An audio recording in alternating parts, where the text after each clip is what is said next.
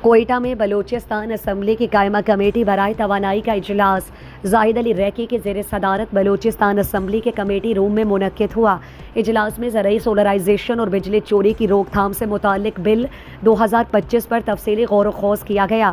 اجلاس میں کمیٹی کے اراکین صوبائی مشیر توانائی میر اصغر رند، فضل قادر مندوخیل، محترمہ فرح عظیم شاہ اور محترمہ ام کلثوم نے شرکت کی۔ اس موقع پر سیکریٹری بلوچستان اسمبلی طاہر شاہ کاکڑ، سیکریٹری توانائی داؤد Khan Bazai, special secretary assembly عبد الرحمان اور ایڈیشنل سیکریٹری قانون سعید اقبال بھی اجلاس میں موجود تھے۔ زیر غور بل کا مقصد زرعی صارفین کو سبسڈی والی بجلی سے مرحلہ وار سولر توانائی پر منتقل کرنا ہے تاکہ حکومت پاکستان اور حکومت بلوچستان کے مابین طے شدہ سولرائزیشن معاہدوں پر مؤثر عمل درآمد یقینی بنایا جا سکے۔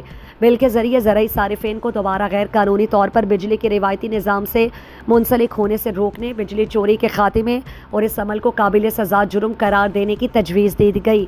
بل میں ان تمام پہلوؤں کا احاطہ کیا گیا جو سولر نظام کی مؤثر تنفیذ اور توانائی کے شعبے میں شفافیت کے لیے ضروری ہے۔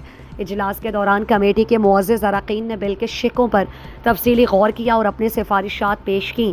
اراکین نے اس بات پر اتفاق کیا کہ یہ قانون صوبے میں توانائی کی پائیداری، سبسڈی کے بوجھ میں کمی اور بجلی کے غیر قانونی استعمال کی روک تھام کے لیے انتہائی اہم ہے۔